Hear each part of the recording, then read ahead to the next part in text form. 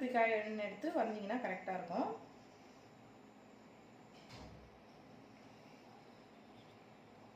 Next இந்த இடத்துல ஒரு லைனு, இந்த ரெண்டு பக்கம் ஒரு லைனு, இதுக்கு இடையில ஒரு லைனு, இது ரெண்டுத்துக்கு இடையில ஒரு லைன் போட்டுக்கணும்.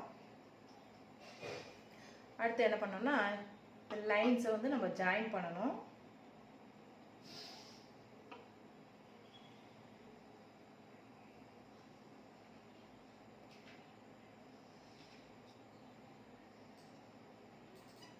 ஜாயின் பண்ணிவிட்டு இந்த லைன்ஸை என்ன பண்ணணும், எரேஸ் பண்ணிடணும்.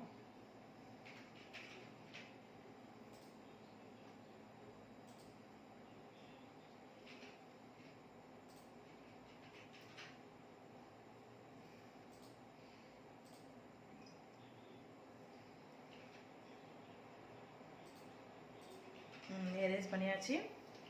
அடுத்து என்ன பண்ணோம்னா இந்த லைனை கொஞ்சம்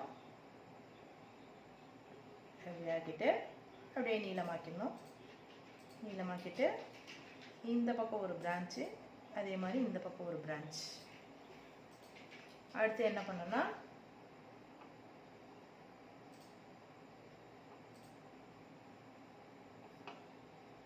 எப்படி வரையணும்,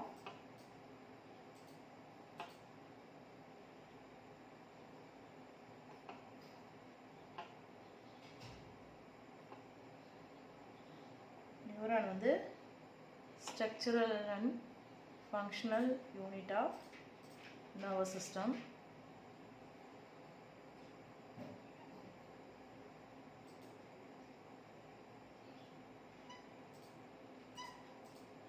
ஓகே, 2 அல்லது 3 இந்த லைனில் வரைஞ்சிக்கோங்க. வரைஞ்சிட்டு இதை அப்படியே இந்த இடத்துல ஒரு பிரான்ச், அதே மாதிரி இங்கே புக்கெல்லாம் ஒரு சிக்கலாக இருக்கும் இந்த இடம்லாம். பிரான்ச்சஸ் இப்படி போட்டால் போதும், அவ்வளோதான். இது உள்ளே வந்து நியூக்ளியஸ் வரைஞ்சிட்டு டாட் டாட்டாக வச்சுருவோம். அவ்வளோதாங்க, நியூரான் வரைஞ்சாச்சு. இப்போ அடுத்து நம்ம என்ன பண்ண போகிறோம்னா பார்ட்ஸ் குறிக்க போகிறோம்.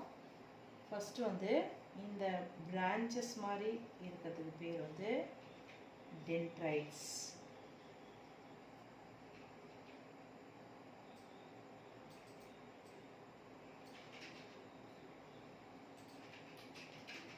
டென்ட்ரைட்ஸ். அடுத்து இந்த பகுதிக்கு வந்து நியூக்ளியஸ்.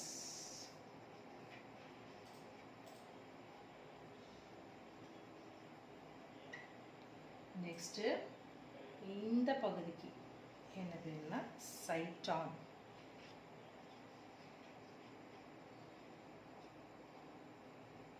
நெக்ஸ்ட்டு இங்கே axon.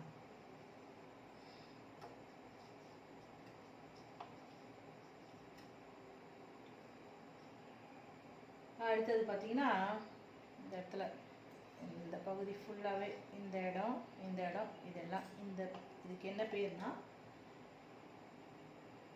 Nucleus of Ranvier. Nucleus of ரான்வியர்.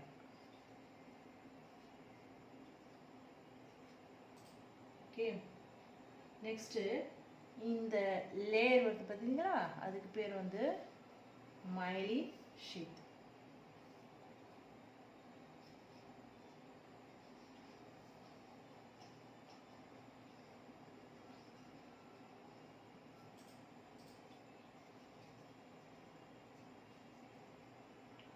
Next ஃபைனலாக ஆக்சான் டெர்மினல்ஸ். இந்த முனைக்கு பேர் வந்து ஆக்சான்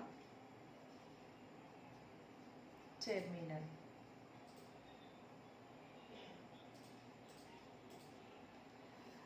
இது 10th ஸ்டாண்டர்டில் இம்பார்ட்டன்ட் கொஸ்டினுங்க. 4 மார்க்ஸ்லேயே வரும் அல்லது 2 மார்க்ஸ்லேயும் கேட்பாங்க. தேங்க்யூ.